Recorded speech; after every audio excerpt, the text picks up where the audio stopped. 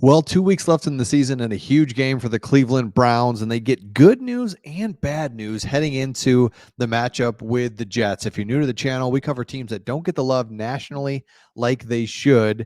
Cleveland Browns are a team completely ignored by the national media. They're having a great season. We're Detroit Lions fans, so we really root and just kind of pay attention to the Cleveland Browns. Seems like those franchises are both on the same path, kind of always have been, right? Just not overly good, but huge fan bases that really follow them. So if you look at the playoff picture, Browns sitting here at 5 currently, but really good chance to make the playoffs.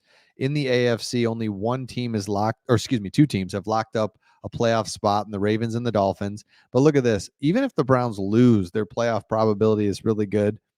If they win, it's 9. I mean, so they're almost a lock to make the playoffs. But at this point now, it kind of becomes seeding situation. You don't really want to face the Ravens, and you don't want to face the Dolphins. I guess that'd be okay. But the Ravens is one you don't want to be the 7th seed. So just keep on winning, stay up there. So here is the news that has come out. So it was bad enough that they lose Dustin Hopkins. I did a video on this a couple days ago. You actually picked up a former Detroit Lions kicker. And by former, I mean just a couple weeks ago. He was the Lions starting kicker and strangely got cut. And Cleveland picks him up. So a huge win for Cleveland to, yes, you lose your starting kicker, but you pick up another starting kicker that was just in the league. So all good there.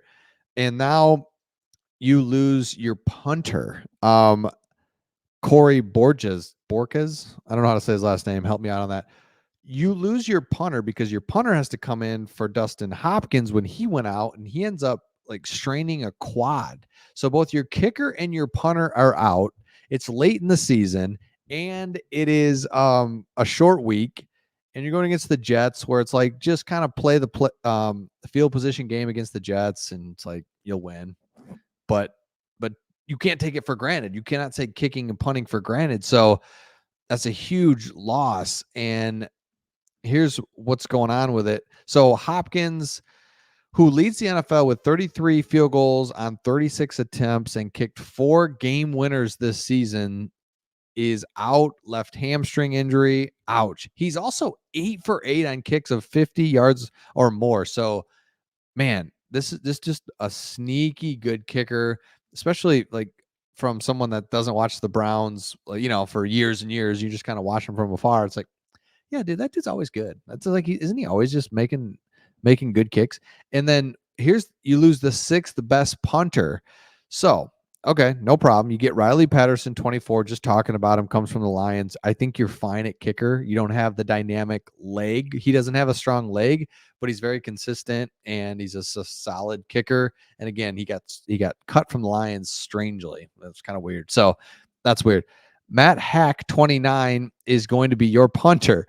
So this is the bad news for the Cleveland Browns. Your kicking game is just and it's something you take for granted. Not only do you take it for granted, but you actually excelled at kicking. So now, don't like that.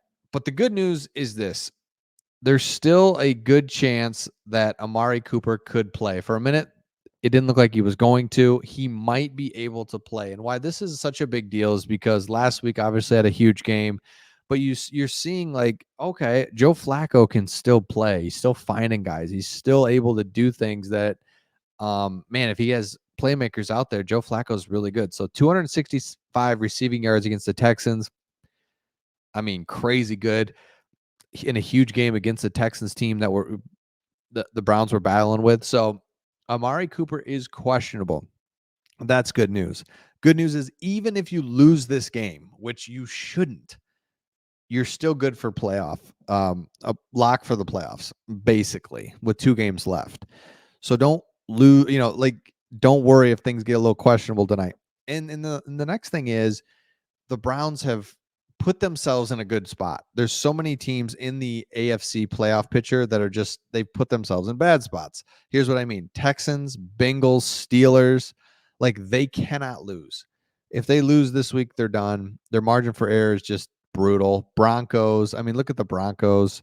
They've lost 2 weeks in a row now to put themselves in a terrible spot. Raiders, Steelers, so it's like, okay, Browns, great job. The good news is you're in a great spot, even if you were to lose, because this does feel a little weird. The weird part about it is short week, a little bit of rain, going against a Jets team. That's just weird. I can't stand the Jets because they're really good on defense, but they're not on offense. It's like, we don't want anything weird to happen. We should just go out, win, beat these guys, move on, just get one step closer to the playoffs. So let me know your thoughts in the comments on this. Browns have good and bad news, but I think it's going to be okay. And we'll see all of you on the next one.